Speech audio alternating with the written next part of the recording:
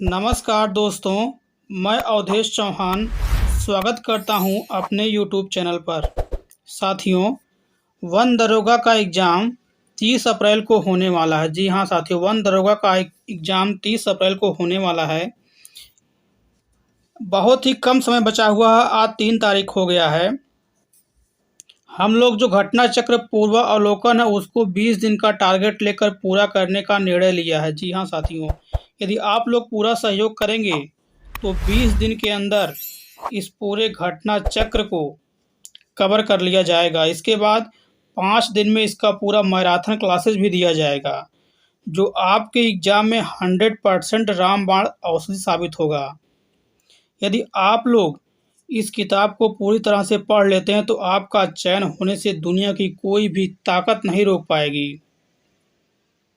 ये मैं 100% गारंटी के साथ कह सकता हूँ, क्योंकि इसमें आईएएस, पीसीएस, एसएससी जितने भी पर्यावरण से संबंधित क्वेश्चन आज तक पूछे गए 2022 तक,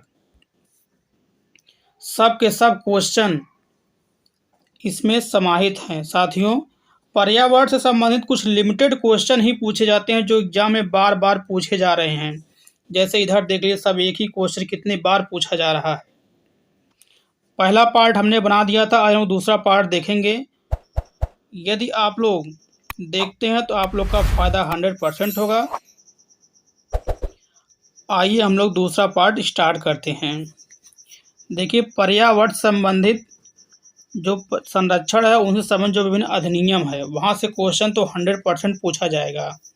पहला क्वेश्चन बनता कि पर्यावरण संरक्षण अधिनियम किस वर्ष लाया गया था, तो 1986 में। आप लोग जानते हैं भोपाल गैस त्रासदी हुआ था, उसके बाद ही पर्यावरण संरक्षण अधिनियम लाया गया था। ये जो पर्यावरण संरक्षण अधिनियम 1986 है, इसे हम लोग क्या बोलते हैं, छाता विधान बोलते हैं। ये भी क्वेश्चन बन चुका है कि पर्यावरण का कौन सा अधिनियम अम्ब्रेला लेजिस्लेशन यानी छाता विधान के नाम से जाना जाता है, तो पर्यावरण संरक्षण अधिनियम 1986 को हम लोग अम्ब्रेला स्कीम या अम्ब्रेला लेजिस्लेशन कह सकते हैं। आगे देखिए, यहाँ से और भी क्वेश्चन बनता है।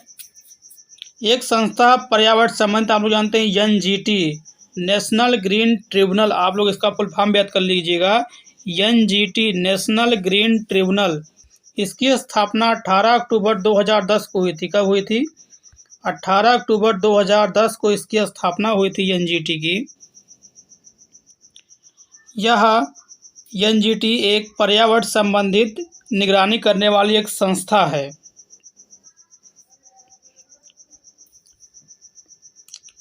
आइए जो क्वेश्चन बने हैं देखिए, भारत में पर्यावरण संरक्षण अधिनियम पारित हुआ था 1986 में। अगला प्रश्न देखिए, भारत में पर्यावरण सुरक्षा अधिनियम 1986 में, ये कितनी बार क्वेश्चन पूछा गया है। निम्नलिखित वर्षों में कब पर्यावरण संरक्षण अधिनियम लाया गया? 1986 में। निम्नलिखित में से किस वर्ष में भारत सरकार द्वारा पर्यावरण संरक्षण अधिनियम लाया गया? 1986। देख रहे हैं ये क्वेश्चन कितनी बार पूछा गया पीसीएस में। देखिए, पीसीएस 2021 में पूछा गया है।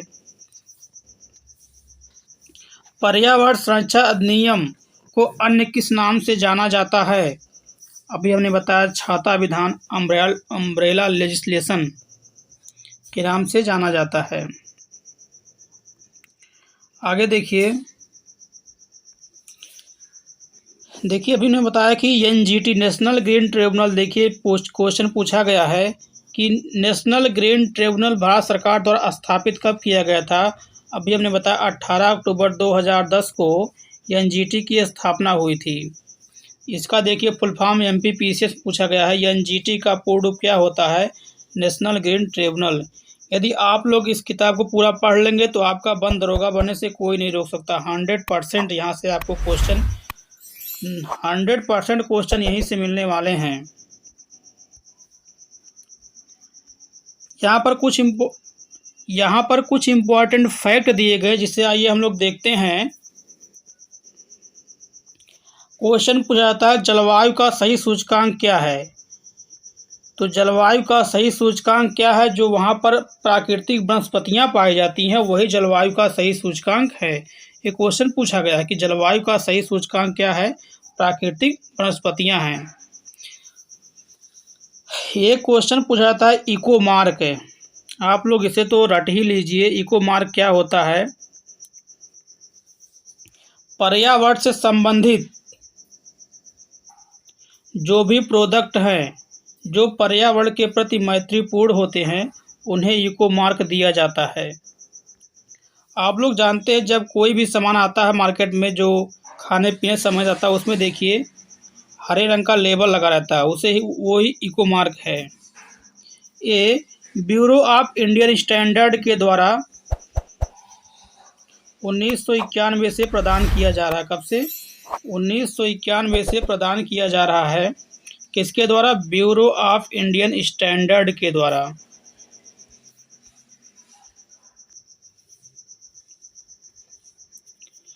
आगे देखिए, एक क्वेश्चन है,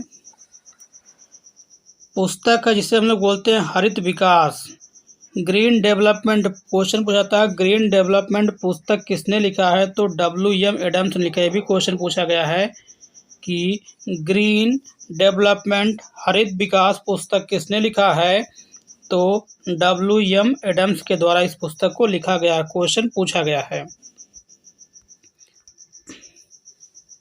अगली पुस्तक पूछी जाती है साइलेंट स्प्रिंग। साइलेंट स्प्रिंग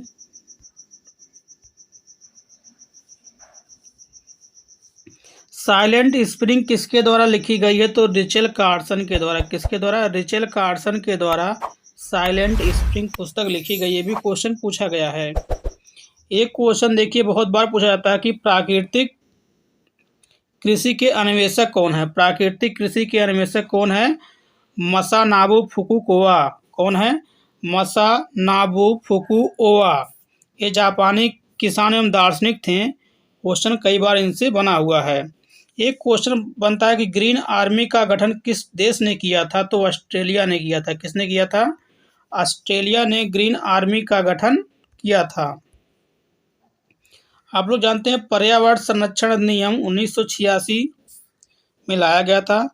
विश्व पर्यावरण दिवस 5 जून को मनाया जाता है। एक क्वेश्चन भी बहुत बार पूछा गया, आप लोग इसे याद रखिएगा कि विश्व पर्यावरण दिवस कब मनाया जाता है, तो 5 जून को मनाया जाता है। देखिए क्वेश्चन देखिए कि प्राकृतिक वनस्पति जलवायु का सही सूचकांक है। सही है। जल प्रिय पौधे आर्द्र जलवायु में पाए जाते हैं। ये भी सही है। तो इसका आंसर हो जाएगा ए और आर दोनों सही है। आर ए की सही व्याख्या भी करता है।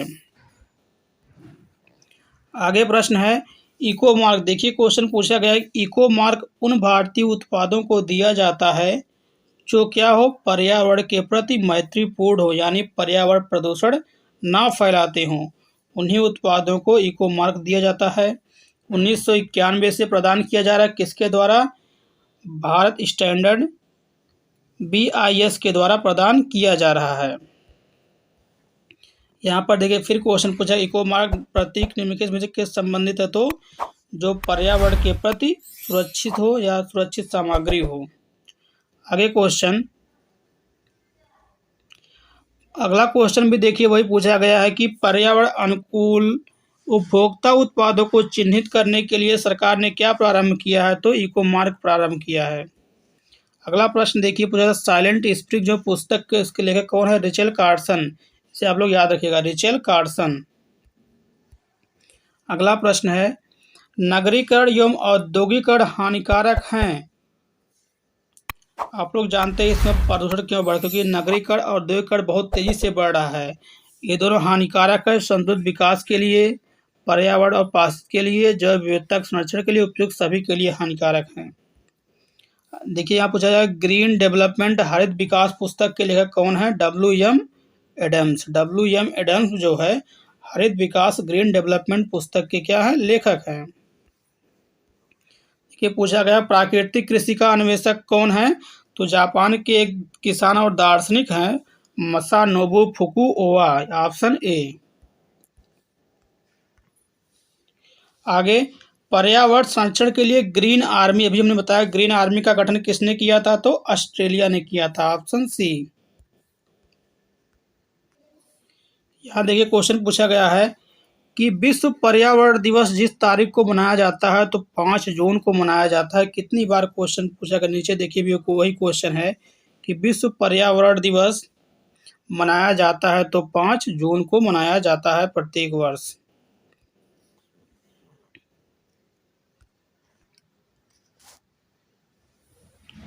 आगे देखिए हमारा चैप्टर स्टार्ट होता है इकोलॉजी। इकोलॉजी यानी पारिस्थितिकी। तो पहले जानिए कि पारिस्थितिकी होता क्या है। पारिस्थितिकी विज्ञान की एक शाखा है जिसमें जो जीव समुदाय और उनके वातावरण के मध्य पारस्परिक संबंधों का अध्ययन किया जाता है। जैसे आप मनुष्य ले लीजिए, मनुष्य के चारों ओर जो वातावरण है, मनुष्य और वातावरण के बीच जो पारस्परिक संबंध है उन्हीं का अध्ययन किया जाता है। उसे क्या बोलते हैं हम लोग, पारिस्थितिकी यानी इकोलॉजी बोलते हैं। इकोलॉजी शब्द का सर्वप्रथम प्रयोग अर्नेस्ट हेकल ने किया था। किसने किया था, एक क्वेश्चन पूछा गया इकोलॉजी शब्द का प्रयोग किसने किया था, तो अर्नेस्ट हेकल ने किया था। जबकि इकोसिस्टम का सर्वप्रथम प्रयोग 1935 में एजी टांसले ने किया था। किसने, एजी टांसले। देखिए इकोलॉजी पूछेगा, केवल इकोलॉजी, तो हो जाएगा अर्नेस्ट हेकल। जबकि इकोलॉजिकल सिस्टम पूछा जाएगा तो हो जाएगा एजी टांसले। कौन हो जाएगा, AG Tansley. Ecology Ernest Haeckel, ecological system AG Tansley. और पारिस्थितिकी है क्या, जीव समुदाय और उसके वातावरण के मध्य जो पारस्परिक अध्ययन है उसी को कहते हैं पारिस्थितिकी।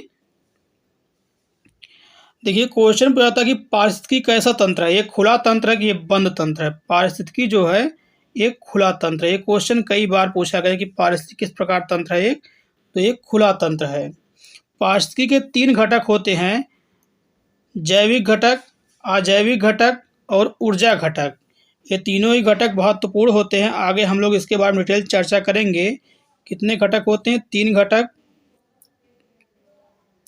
जैविक, अजैविक और ऊर्जा घटक।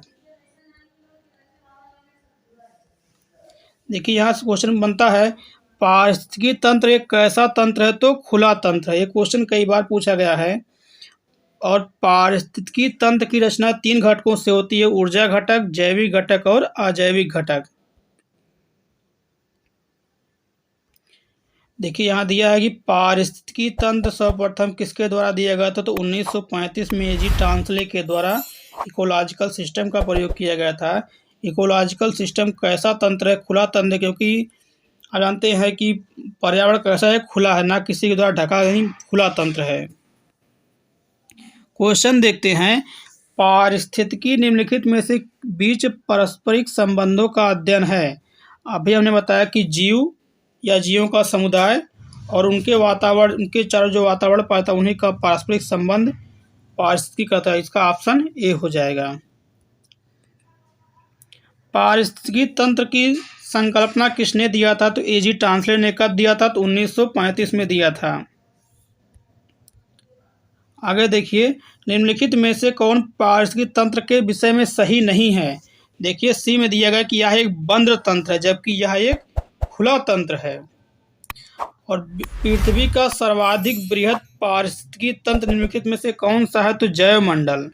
जो जैवमंडल है, जैवमंडल में आपका स्थल मंडल, जलमंडल सब आ जाएंगे, सबका मिक्स जो होता है वही जैवमंडल होता है। तो पृथ्वी का बृहद पारिस्थितिकी तंत्र निम्नलिखित में से कौन सा है, तो जैवमंडल। देखिए दिया है, जैवमंडल मिट्टी, सैल, जल तथा वायु से बनी एक पतली परत होती है। पारिस्थितिकी तंत्र के घटक कौन कौन से हैं, अभी हमने बताया कि पारिस्थितिकी तंत्र के 3 महत्वपूर्ण घटक होते हैं, जैविक घटक, अजैविक घटक और ऊर्जा घटक। पारिस्थितिकी तंत्र एक कैसा है, एक कार्यशील क्षेत्रीय इकाई है। ये सुनिश्चित क्षेत्र धारण करता है, एक खुला तंत्र होता है, इसकी अपनी उत्पादकता होती है, अर्थात पारिस्थितिकी तंत्र प्राकृतिक संसाधन होते हैं। देखिए भौतिक घटक, देखिए अजैविक घटक और जैविक घटक। जैविक घटक में हम लोग जैसे उत्पादक हो गए, उपभोक्ता हो गए, अब घटक हो गए, ये सब हम विस्तार से पढ़ेंगे। प्राथमिक उपभोक्ता, द्वितीयक उपभोक्ता, तृतीयक उपभोक्ता, आगे सब विस्तार से दिया हुआ है। अजैविक घटक में जिसमें जान ना हो, तापमान हो गया, आर्द्रता हो गया, दाब हो गया, जल हो गया, मृदा हो गया, खनिज हो गया, ये सब कैसे घटक है? अजैविक घटक। और एक है ऊर्जा घटक। इन सभी के बारे में आगे हम लोग